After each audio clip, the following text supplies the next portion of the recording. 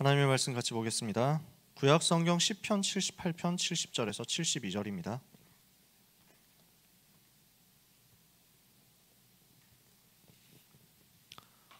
오늘 두 군데 본문입니다. 먼저 볼 본문 시편 78편 70절에서 72절. 구약 성경 제가 가진 성경책에서는 861페이지입니다. 시편 78편 70절에서 72절을 찾으셨으면 세 절을 같이 읽겠습니다.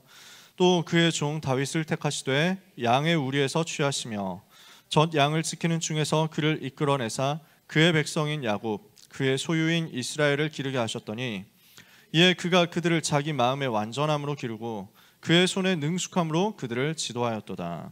아멘. 사무엘상 16장 23절도 봅니다. 앞으로 좀 가야 되겠죠. 구약 성경 사무엘상 16장 23절. 제 성경책에는 435페이지 구약 성경입니다. 찾으셨으면 사무엘상 16장 23절도 같이 읽습니다. 하나님께서 부리시는 악령이 사울에게 이를 때 다윗이 수금을 들고 와서 손으로 탄즉 사울이 상쾌하여 낫고 악령이 그에게서 떠나더라. 아멘. 오늘 우리가 다윗에 대해서 말씀을 나누게 되겠습니다. 세계를 미리 정복한 다윗입니다.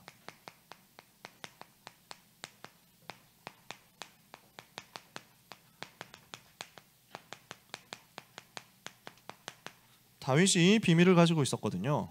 무슨 비밀이냐면 양을 치는 목동으로 있을 때부터 복음 누리는 비밀입니다.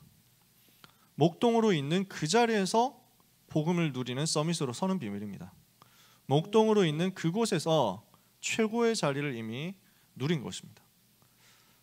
다윗이 자기에게 주어진 미션을 가지고 흑암 꺾는 응답을 체험했습니다. 다윗이 자기 현장에서 지금 귀신이 활동하고 있구나 이걸 본 거예요. 사탄이 활동하고 있구나 이걸 봤단 말이죠. 그리고 이 사탄을 꺾는 권세가 예수 이름 안에 있구나 하는 것을 본 것입니다. 복음을 가지고 들어가면 거기에 역사는 흑암의 권세는 꺾이는구나 하는 것을 실제로 본 거죠. 이러니까 렘넌트 때 현장에서 응답을 받는 비밀을 가지고 영적인 사실을 미션 속에서 확인한 다윗을 하나님은 세계 살리는 자리로 이끌어 가셨단 말이에요. 세계를 정복하는 응답은 세계로 나가기 전에 이미 준비되는 것입니다. 여러분이 세계를 살리는 준비는 바로 이 시간 이 자리에서 되어지는 것입니다. 오늘 렘넌트 때 오늘 고등학생 때 세계를 살릴 준비, 세계를 정복할 준비가 미리 되어지는 역사가 바로 이 시간 여러분에게 있게 되기를 주님의 이름으로 축복합니다. 여러분이 세상 나가면 속을 게 많습니다. 속을 수 있는 포인트가 되게 많거든요. 서밋들 보면 대단해 보이거든요. 서밋들 보면 엄청나 보입니다. 근데 세상 서밋들이 지금 어떤 상태냐는 걸 봐야 되는 거죠.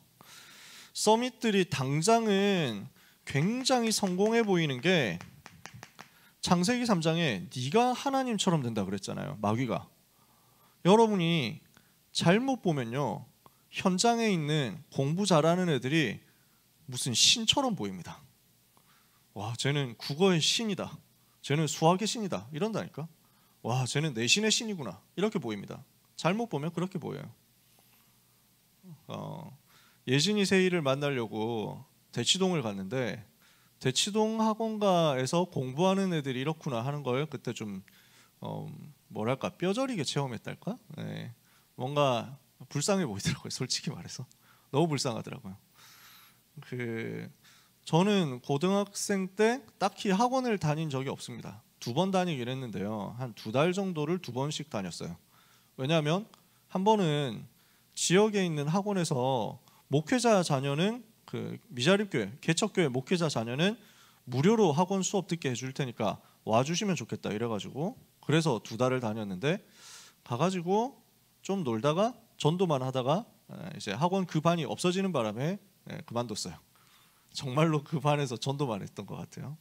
그리고 나서 2달 정도를 또 다녔는데 그때는 고등학교 2학년 때 수학이 너무 안 되니까 우리 선생님이 담임 선생님이 수학 선생님이었거든요. 내가 계속 도전하는 걸 보고 가서 개념을 좀 잡아오면 좋겠다 이러면서 돈도 안 냈어요. 누가 무슨 경로로 학원을 가게 했는지 저는 지금도 모르겠는데 돈 안 내고 뭐 무슨 그 조용한 학원이 있어가지고 거기를 전교생 중에 유일하게 외출증 끊어가지고 학원을 갔습니다. 전교생이 학원을 못 가요. 사실은 9시 30분까지 전교생 의무 야간 자습인데 딴 데로 못 가거든요. 그 속에 있는데 유일하게 외출증 끊어가지고 갔는데 솔직히 말해서 별로 도움 못 받았어요. 학교 수업하고 똑같더라고요. 저는 그 차이를 못 느꼈어요. 그래서 2달 다니다가 자연스럽게 끊어졌어요. 그게 저는 학원 다니는 게 다여가지고 학원에 치열하게 간다 이걸 잘 모르겠더라고요. 중학교 2학년 때까지 학원을 한 번도 안 다녔어요. 공부 학원은요. 피아노 학원이랑 서예 학원만 다녀봤지. 저는 공부 학원을 안 다니면서 그럭저럭 공부가 됐는데 중2 때 성적이 확 꼬라박았거든요. 2차 함수 들어갈 때부터 무너졌었댔잖아요. 그러니까 그때까지는 학원 안 가도 크게 문제가 없었는데 그때부터 학원을 안 가서 문제가 있는 줄 알고 이제 부모님도 보내야 되겠다 이래서 종합학원을 갔단 말이죠. 영수학원을 갔는데 저는 또 성격이 아싸잖아요. 이미 들어와 있는 애들이 자기들끼리 친해가지고 수업 앞자리에서 듣는데 거기를 못 끼겠더라고. 제일 뒤에 앉아 있었거든. 그러니까 수업이 제대로 안 들려. 그러다가 보니까 나하고 비슷한 시기에 또 들어온 한 사람이 있었어. 그 친구하고 지금 뭐 이름도 얼굴도 기억도 하나도 안 나. 그 둘이서 같은 처지니까 얘기하기 시작하다가 그 얘기만 하다가 선생님한테 야단 맞은 거야. 제일 뒤에 온 놈들 왜 이렇게 시끄럽냐고 뭐 이래가지고 삐져가지고 학원을 안 갔지. 그게 다였어 저는. 그래서 학원이라는 데를 별로 가본 적이 없어요.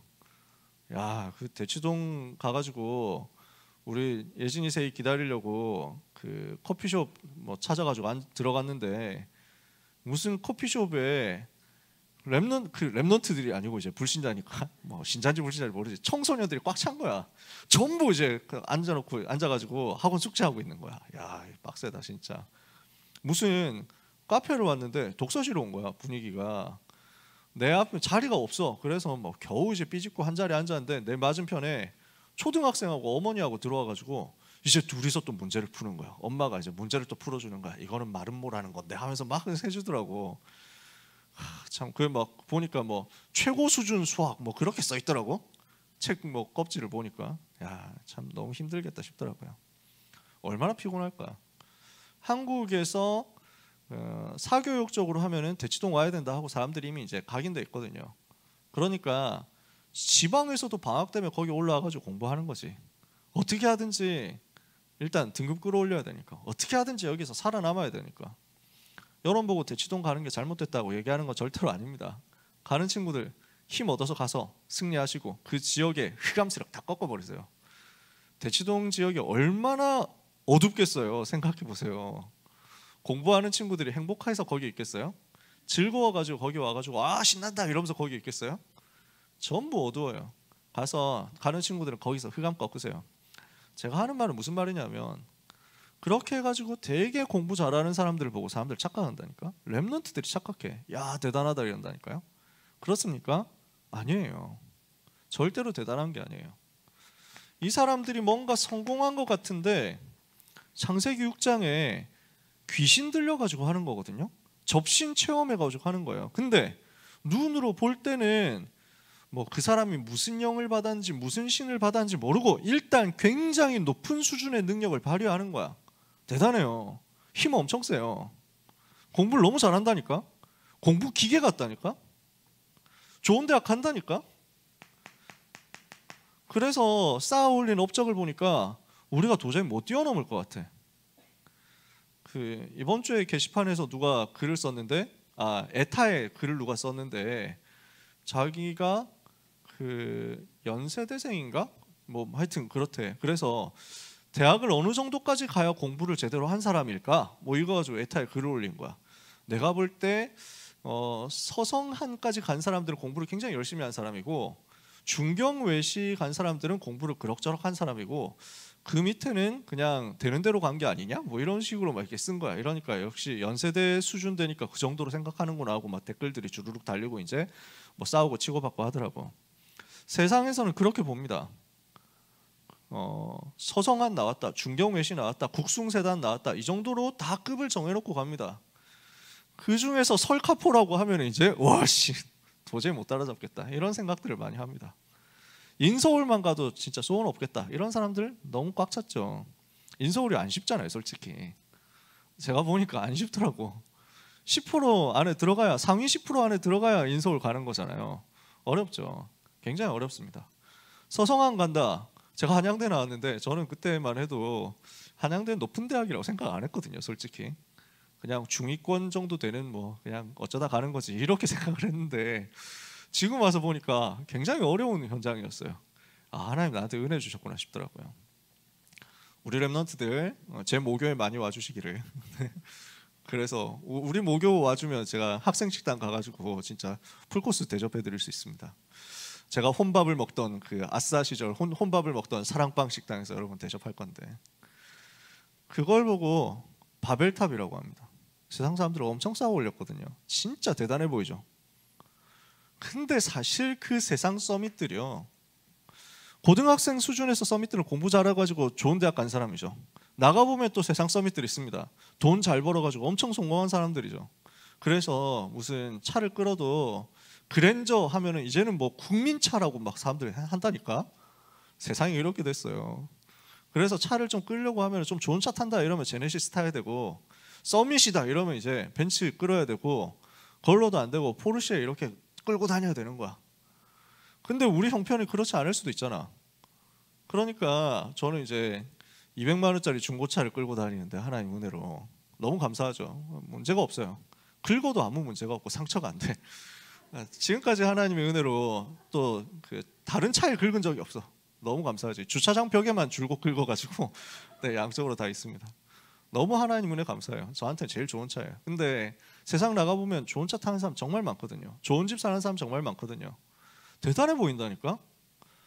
3611인데 그 3611이라는 게 껍데기가 엄청 화려하거든요. 엄청 대단하거든요. 여기에서 여러분이 속으면 안 되고 한 가지를 더 봐야 됩니다. 다윗이 본 거예요. 이 서밋들의 상태가, 진짜 상태가 뭐냐. 사무엘상 16장 23절에 임금님인데 대단한 서밋인데, 최고 서밋인데 사실은 귀신에게 시달리는 거잖아요. 이게 진짜 서밋들이에요.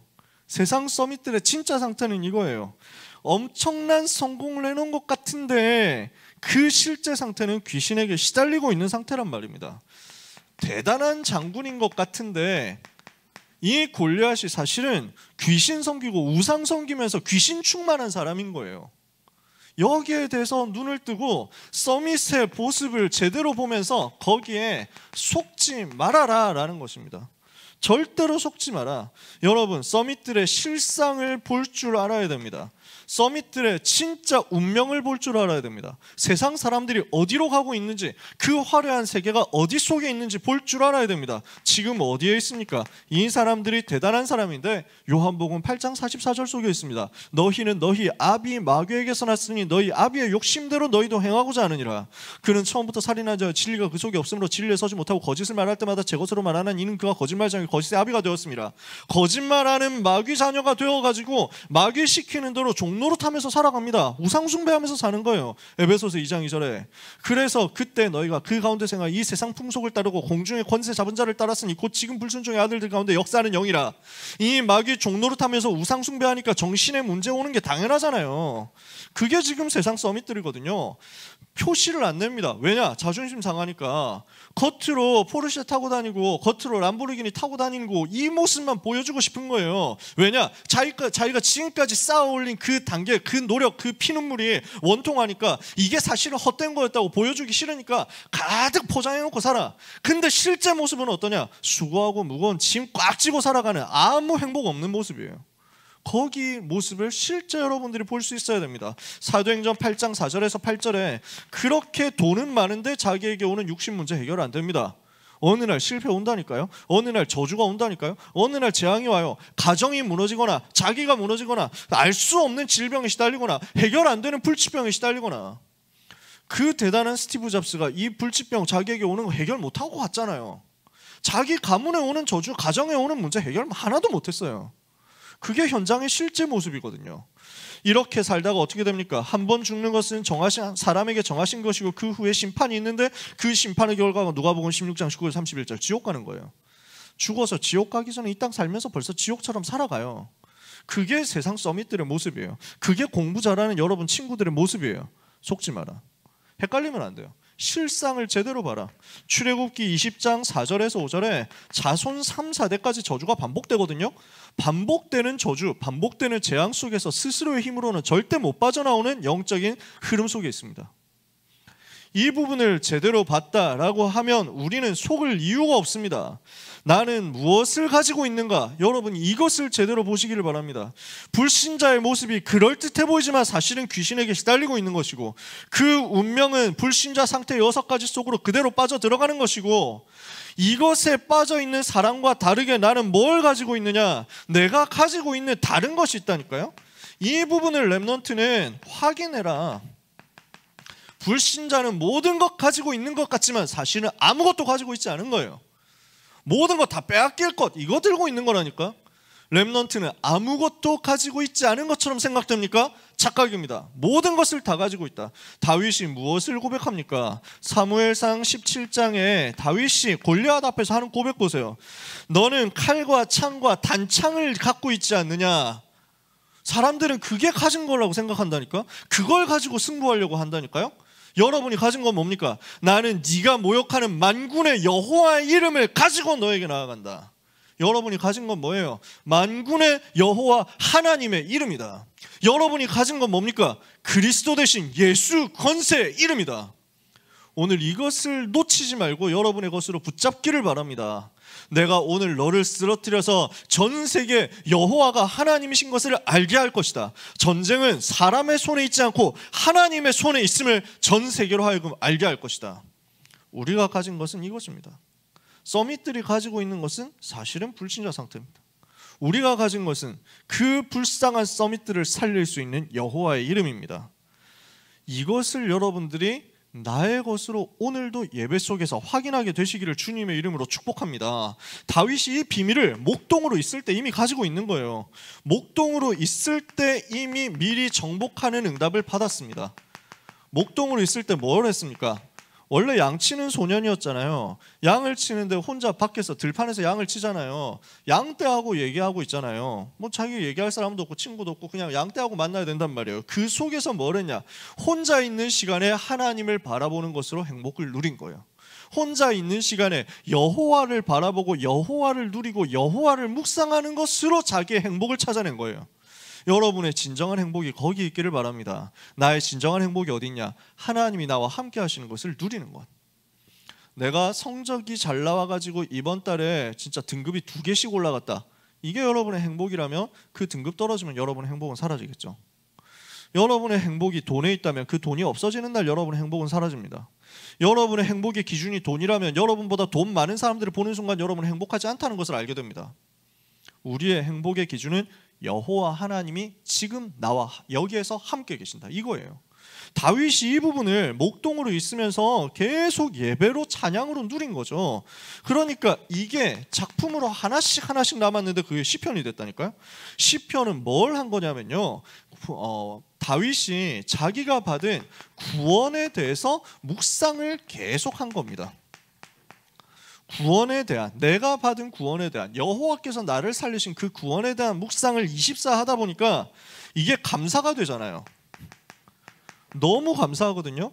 이 감사한 것을 찬양으로 만들고 예배로 만들어서 혼자서 누린 겁니다. 이렇게 구원받은 사실에 대한 감사를 24시 누리고 있으니까 찬양이 되어가지고 나왔는데 이게 작품까지 됐다니까요. 그 속에서 뭐가 찾아졌습니까? 이렇게 해서 시대 살릴 수 있는 작품이, 영원한 작품이 남게 되었는데 여기에서 찾은 것이 하나님이 만드신 나입니다. 나는 누구냐? 세상 사람들은 봤을 때 야, 돈 없어가지고 뭐 배경 없어가지고 저기 왕궁에서 귀족들하고 사는 그런 사람들도 있는데 얘는 여기서 양치고 알바 뛰는구나, 이렇게 볼 거 아니에요. 다윗은 그렇게 본 게 아니야. 나는 구원받은 하나님의 자녀. 여기 이 들판에서 하나님이 나와 함께 계신다. 진짜 나를 본 거야. 세상이 말하는 360일의 기준으로 판단하는 나 말고 하나님이 보시는 나, 하나님이 만드신 나가 여기서 찾아졌단 말이죠.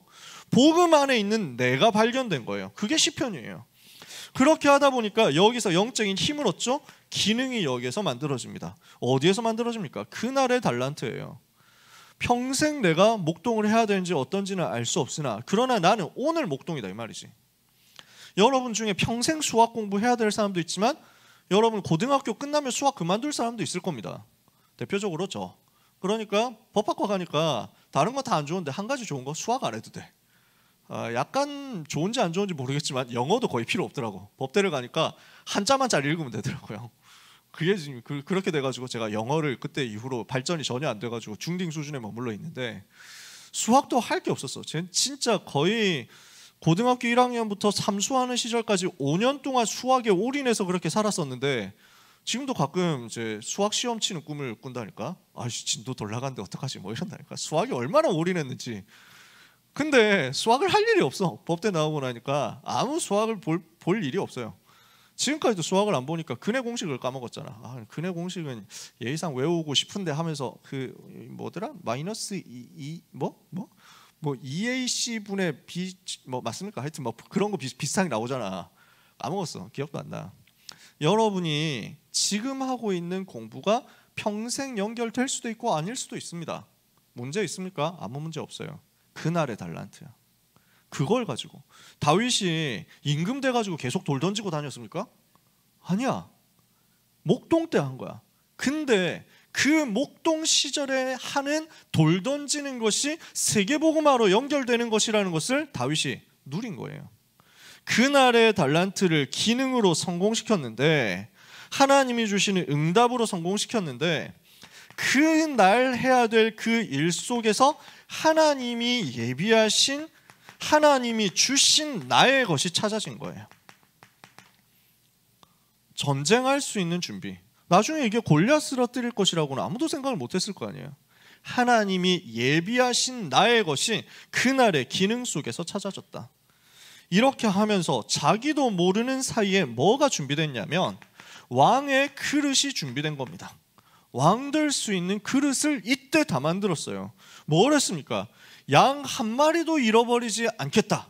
나는 목자로서 양을 하나도 놓치지 않을 것이다. 모든 양을 다 살릴 것이다. 이랬는데 그게 모든 백성, 모든 국민들을 살리는 임금이 되는 그릇 준비하는 시간표가 된 거야. 이 모든 발판이 된 거야. 목동으로 있었는데 양을 찾아서 살리는 이것이 백성 살리는 것으로 그대로 똑같이 연결됐어요. 뭡니까? 나는 목동으로 있는 것 같지만 이것은 하나님이 예비하신 나의 현장으로 가게 만드는 통로였단 말이죠. 오늘 렘넌트는 이거 찾아내면 됩니다. 여러분이 오늘 있는 그 시간은 하나님이 만드신 나의 것, 나의 현장 찾는 시간이에요. 다윗이 이것을 찾아낸 거지. 오늘 모든 렘넌트가 이 축복을 받기를 바랍니다. 이러면 시간표가 와요. 미리 정복하는 시간표가 오는 거죠. 다윗이 미리 정복하게 됩니다. 내용은 여러분들이 잘 아시잖아요. 어떻게 미리 정복이 됩니까? 그날의 말씀을 받습니다. 사무엘상 16장 1절에서 13절에 사무엘이 찾아와가지고 어느 날 찾아와가지고 다윗을 만나서 다윗에게 중요한 메시지를 던집니다. 그리고 다윗에게 기름을 부었습니다. 너는 왕이 될 것이다 하면서 기름을 부었습니다. 그 순간에 여호와의 신이 다윗에게 크게 임하는 역사가 일어났습니다. 이러고 나서 미래를 보게 된 겁니다. 뭘 봤습니까? 다윗이 이때 사무엘을 만나면서 어린 시절부터 복음 들었겠지만 여기서 다시 한번 제대로 복음이 정리된 겁니다. 여러분이 렘넌트 때 목회자를 통해서 선생님을 통해서 사역자를 통해서 복음이 확실하게 정리되는 응답을 받으셔야 돼요. 복음 메시지가 정확하고 완벽하게 정리가 돼야 돼요. 어떤 메시지가 준비가 된 겁니까? 다윗에게 이 사실이 깨달아진 거예요. 지금 이 땅의 문제는 하나님을 떠나서 죄에 빠져서 마귀 자녀된 그 문제구나. 그래서 이 문제를 해결하기 위해서 하나님이 우리에게 복음을 약속하셨구나. 이걸 본 겁니다. 시편 22편 1절에 보니까 시편 22편에 보면 오실 메시아가 어떻게 고난당하실 것이다 하는 것을 쭉 예언했어요. 이거 다윗의 시거든요. 다윗이 너무 성령 충만 받으니까 자기가 받은 복음을 정리해가지고 작품으로 남겼는데 그 작품 내용 보니까 나의 하나님이여 나의 하나님이여 어찌하여 나를 버리셨나이까 이런다니까. 이게 지금 다윗의 시편 속에 쭉 나와 있는 내용이에요. 뭡니까? 제사장 되신 그리스도께서 나를 살리시기 위해서 직접 희생 제물이 되시겠구나. 이걸 그 순간에 발견을 해가지고 정리를 해버린 거예요. 다윗이 뭘 발견합니까? 그리스도는, 오실 메시아는 우리 모든 죄를 짊어지고 십자가에서 죽을 것이다. 저주를 받고 조롱을 당하고 모욕을 당하고 죽을 것이다. 그러나 그 모든 문제 이겼다는 증거로 부활할 것이다. 시편 16편 9절에서 11절에 기름 부음 받은 자 그리스도는 썩음을 당치 않고 무덤에서 살아날 것이다. 이걸 예언했어요. 부활하시고 하나님 만나는 길을 우리에게 여실 것이다. 이거를 미리 본 거예요. 시편 2편 1절에서 9절에 보니까 다윗이 무엇을 또 고백하면서 누립니까? 오실 메시아 기름 부음 받은 자 앞에 대적 원수가 완전히 무너지게 될 것이다. 이걸 봤어요. 너무 성령 충만 받으니까. 시편에 보면 메시아에 대한 예언하는 시편이 많이 있어요. 그 대부분을 다윗이 지었어요. 메시아가 오셔서 무슨 사역을 어떻게 할 것이다 하는 것을 다윗이 성령 충만 받아가지고 미리 본 거예요. 참 제사장으로 오사 모든 죄의 저주를 끊고, 참 선지자로 오사 하나님 만나는 길을 열고 지옥 저주를 해결하고, 참 왕으로 오사 사탄의 머리를 박살내서 이 불신자 상태 가운데서 인간을 건져낼 것이다 하는 것을 본 거예요. 이 복음 메시지가 여러분에게 정리되면요, 이 불신자 상태 가운데 있는 서밋들에게 이 메시지 전달해가지고 살릴 수 있는 것 아닙니까? 이 부분을 여러분의 것으로 고등학생 때 만드시라는 거예요. 이 복음이 정리된 다윗에게 뭐가 붙잡아집니까? 언약적인 한이 붙잡아집니다. 이 복음만 있으면 살 건데 이 복음을 놓쳐서 이스라엘 나라가 자꾸 어려움 당하는구나. 이 복음만 있으면 살아날 텐데 저 블레셋 나라가 복음 없으니까 옆에 있는 나라들을 침략하고 자꾸 우상숭배를 퍼뜨리는구나. 재앙 만들어내는구나. 이 블레셋을 살리고 이스라엘을 살려야 되는데 이 일을 임금이 해야 되는데 임금님이 이것을 전혀 모르니까 귀신에게 오히려 시달리고 있구나. 그 가운데 이 복음을 설명할 언약궤는 방치되어 있구나. 여기에 대한 언약의 한이 붙잡아진 거예요. 이것을 누가 살릴 것이냐, 이 나라를 누가 살릴 것이냐, 저 블레셋의 흑암을 어떻게 꺾을 것이냐, 임금과 서밋들을 어떻게 치유하고 살릴 것이냐, 언약궤를 어떻게 우리가 성전을 지어가지고 모실 것이냐, 이 일을 위해서 하나님이 지금 나를 왕으로 세우시려고 하는구나. 이게 발견된 거예요. 하나님이 주시는 절대 목표가 다윗에게 마음에 확 담긴 겁니다.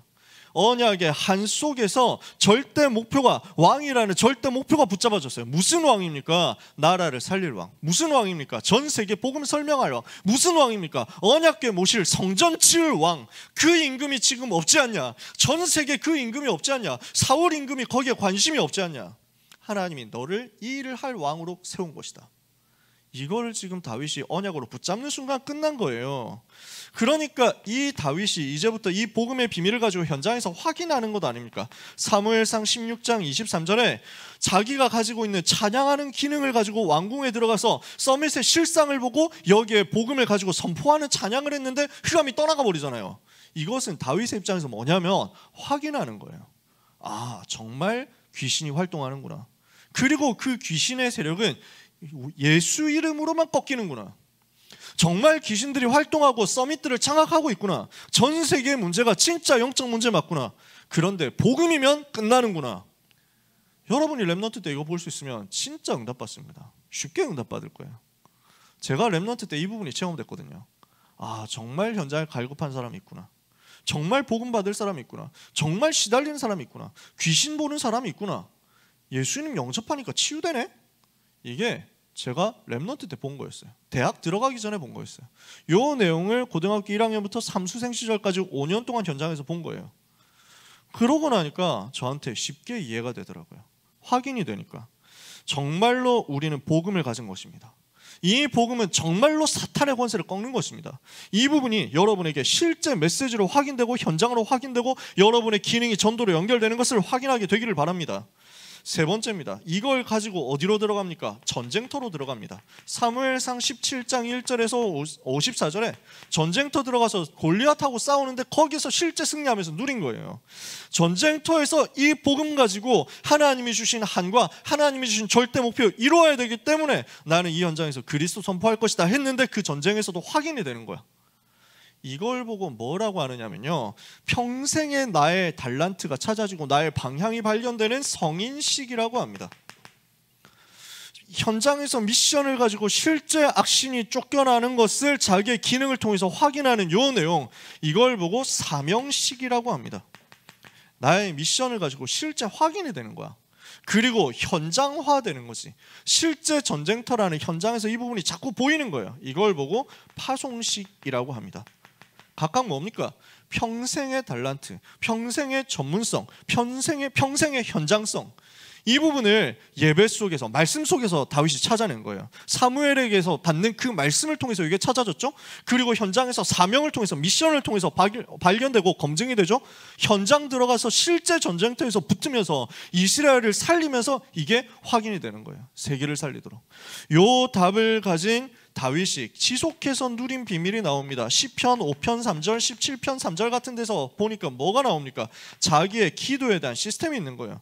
내가 아침에 주께 기도하고 주께 바라리이다 그랬죠. 내가 밤에 주께 부르짖었을 때 주께서 밤에 나를 감찰하셨으나 흠을 찾지 못하셨다.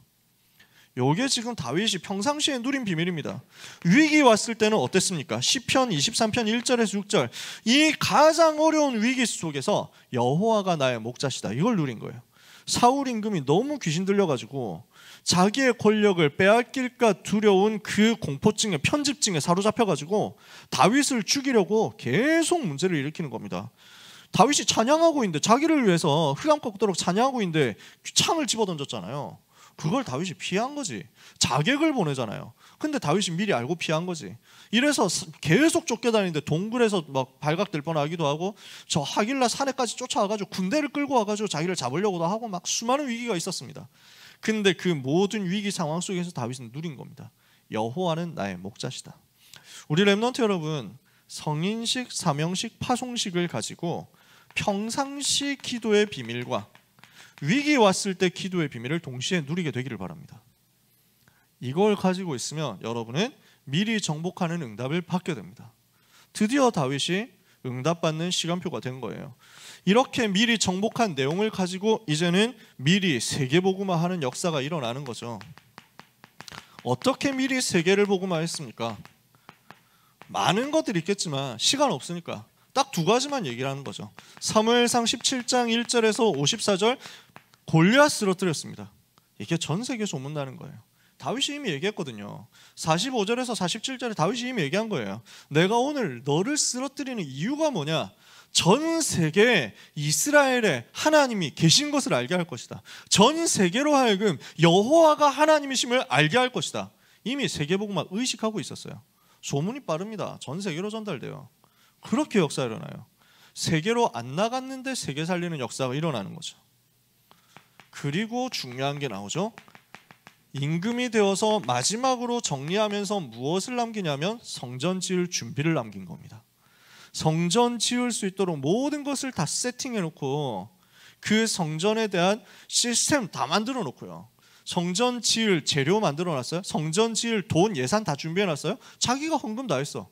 국가 예산을 끌어다가 유용한 게 아니라 자기 개인 재산을 다 갖다 부었어. 그러면서 자기가 헌금하니까 백성들도 와가지고 다 같이 헌금한 거야. 이렇게 해가지고 성전 지을 준비 다 했습니다. 그러면서 뭘 하냐면은 이 성전에서 어떻게 예배 드릴 것이냐, 거기에 대한 시스템 다 만들어놨어요. 레위인 누구누구 어느 지파 이렇게 해가지고 여기서 무슨 일을 해라 다 미션 줬어요. 찬양팀에 대해서 미션 아주 세밀하게 줬어요. 우리 찬양팀이 지금 너무 수고를 하고 있죠. 더 많이 필요해요.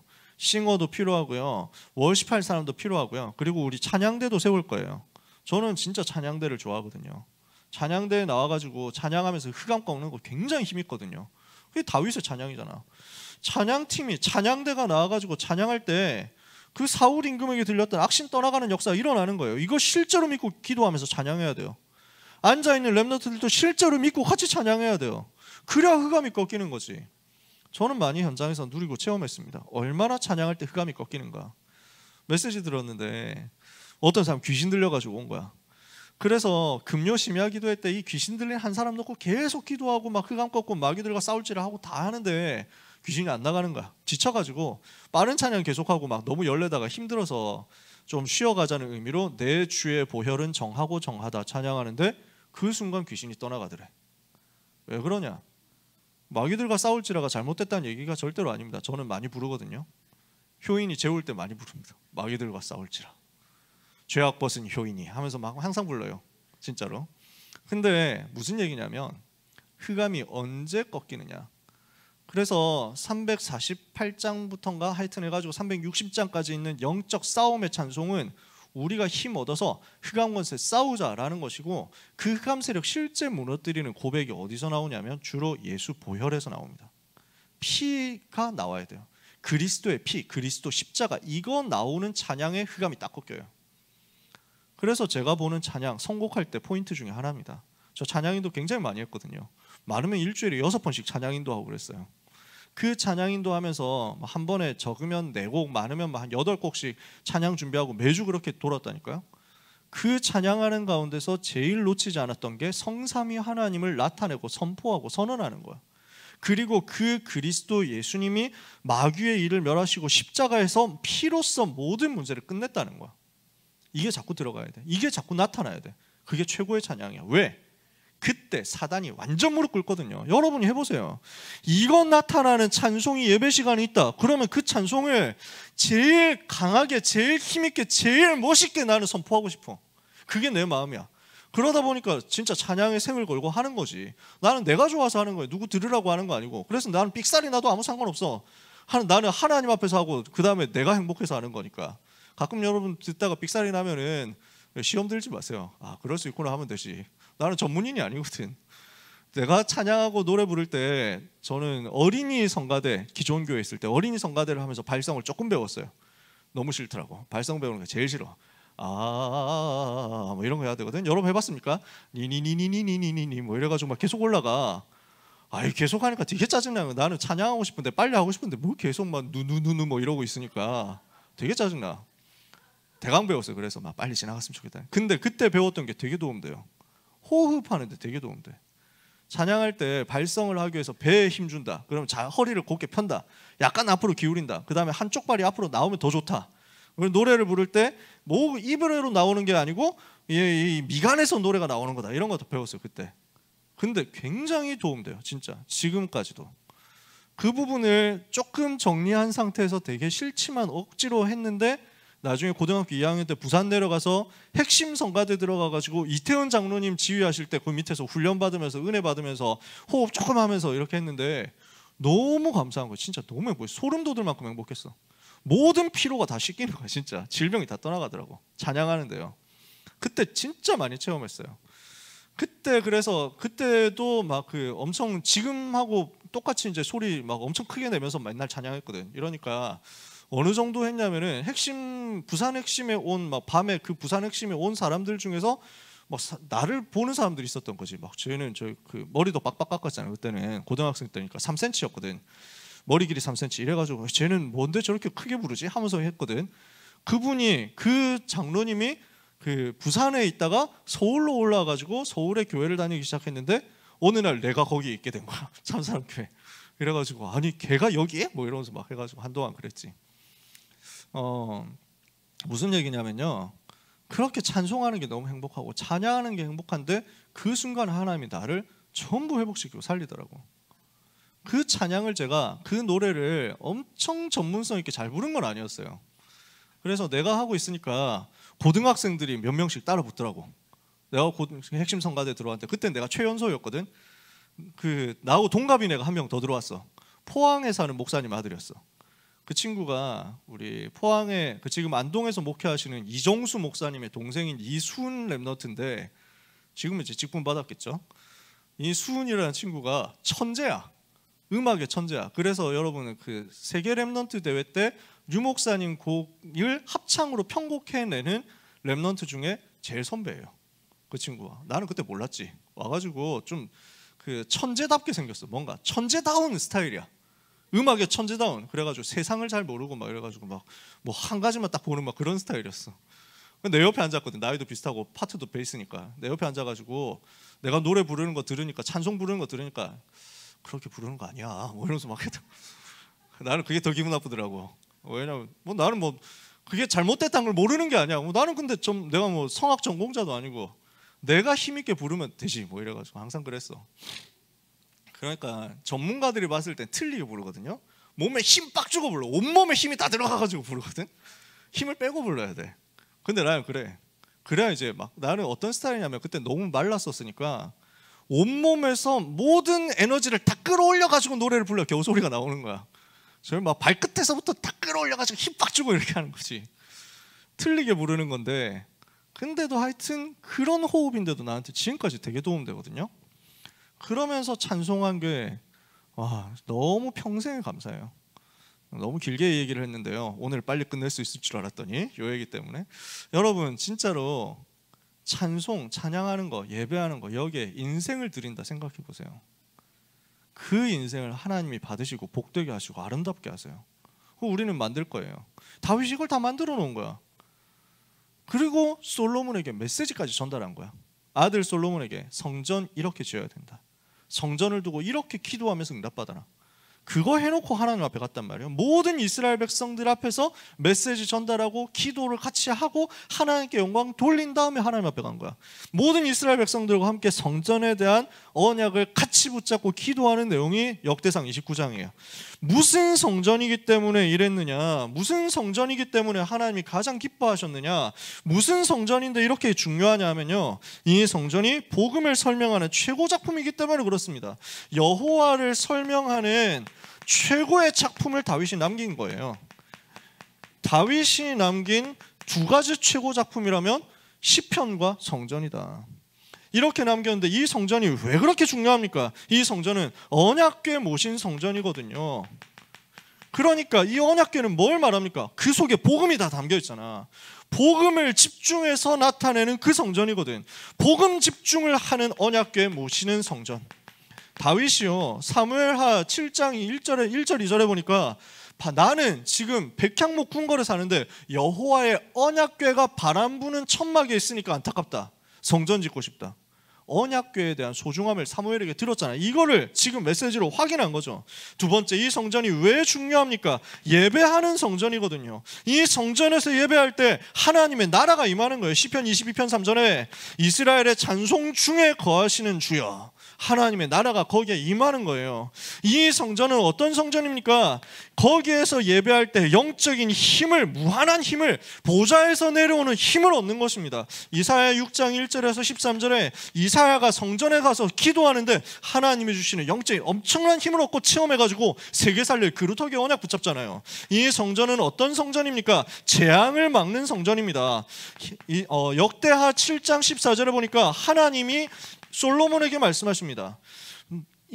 복음을 놓치고 하나님을 떠나서 범죄해가지고 재앙이 들어왔을 그때 이 성전에 와서 하나님을 향하여 다시 손을 들고 기도한다면 나는 하늘에서 듣고 그들의 죄를 사하고 그들의 범한 모든 죄악에서 이 땅을 치유하고 살릴 것이다. 재앙을 막는 역사가 여기 성전에서 예배할 때, 복음 회복할 때 일어난단 말이에요.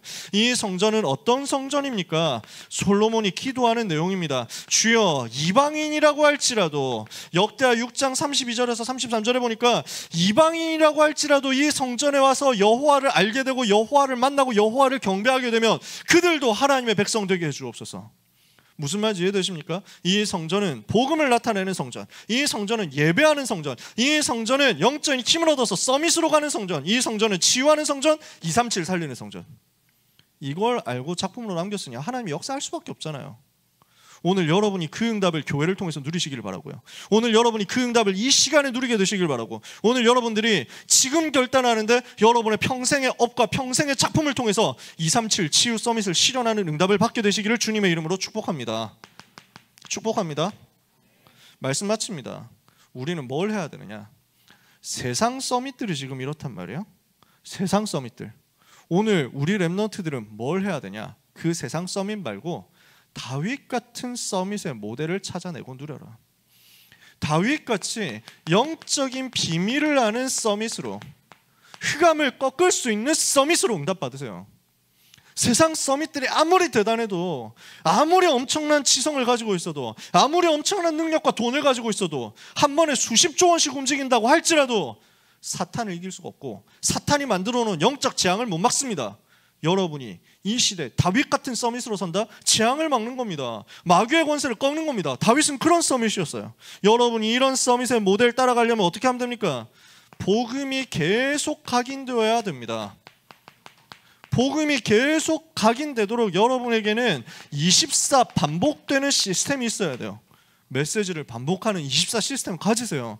말씀을 한 문장으로, 그날의 그 주간의 강단 메시지를 한 문장으로 붙잡아가지고 나에게 24시 계속 스트리밍 되도록 만들어라.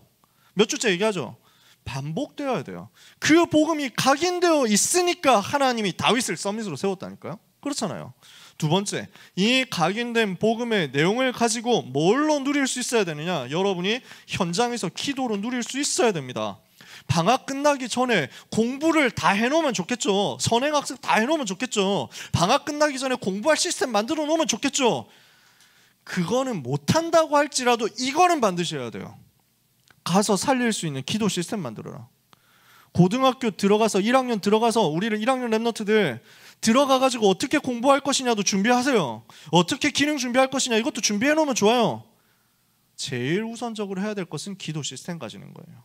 마지막입니다. 이걸 가지고 정말 내가 각인이 말씀이 되어 있고 기도가 계속 누려지고 있다면 이것이 표현되도록 해보세요.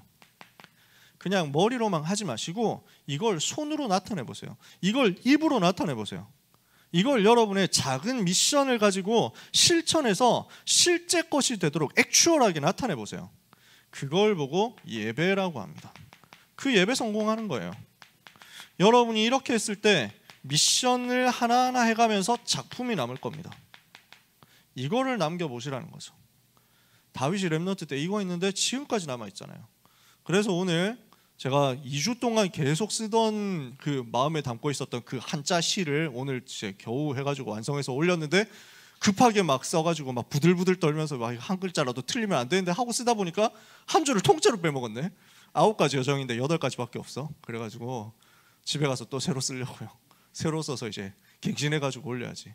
이랬더니 올렸더니 이제 당장 피드백들이 나오는데 무슨 말인지 좀 알아볼 수 있게 해달라고. 그래가지고 제가 반성하고 다시 이제 더 쓰려고요. 근데 여러분 꿀팁을 드리자면 있어 보이게 하는 방법 한자를 많이 쓰는 겁니다. 한글로 하면은 되게 붓글씨 진짜 잘 써야 돼. 한글로 하려면 저는 잘 못 쓰거든요. 글씨가 안 예뻐요. 한자를 쓰면 복잡하게 돼 있기 때문에 그런가 하면서 막 뭔지 모르겠지만 멋있는 것 같은데 뭐 이래가지고 착각이 좀 오지게 됩니다. 그래서 저는 한자를 고집하는 편입니다. 잘 모르는 한자는 프로그램 들어가가지고 한자 키 눌러가지고 확대해가지고 이거구나 해가지고 오늘도 그렇게 쓴 겁니다. 대단한 거 아니에요. 나름대로의 작품을 남겨보라고. 진짜 뻘소리 같고 쌉소리 같더라도 난 계속 만들어 보세요. 이게 여러분한테 쌓이잖아요. 시대 살리는 작품으로 남습니다. 그래서 렘넌트 때 이게 각인되고 표현되고 누려지죠. 여러분은 이걸 가지고 복음이 나의 능력이 되어서 그 복음이 나를 서밋으로 세우는 것을 보게 될 겁니다. 그렇게 되었을 때 여러분에게는 어떤 응답이 오느냐. 지금 세상의 서밋들을 하는 거 있잖아요. 그 세상 서밋들이 되기 위해서 공부 열심히 해서 올라가죠. 돈 많이 벌어서 올라가죠. 부지런히 해가지고 올라가죠. 여러분도 그렇게 해서 서밋 될 수도 있어요. 그럼 어떤 서밋이 되느냐? 세상의 톱니바퀴를 잘 돌아가게 만들어주는 톱니바퀴 중에 하나가 될 겁니다. 그러나 여러분이 이 복음을 가지고 서밋이 된다? 그 세상의 틀을 바꾸는 서밋이 될 겁니다. 둘 중에 뭘 선택하실래요? 오늘 절대로 눈에 보이는 것에 속지 말고 영원한 언약 붙잡고 세상의 틀을 바꾸는 귀한 모든 고등부 랩너트와 사명자들 되시기를 주님의 이름으로 축복합니다. 기도하겠습니다. 하나님 감사합니다. 주신 말씀을 따라 다윗이 붙잡고 누렸던 그 언약의 여정 똑같이 우리 랩너트들이 가기를 기도하오니 주여 미리 정복하는 역사를 각 사람에게 쏟아부어 주시옵소서. 말씀이 각인되고 기도가 누려지며 작품으로 현장에서 나타나서 전 현장에 복음 증거하는 제자들 되게 하옵소서. 예수 그리스도의 이름으로 기도합니다. 아멘.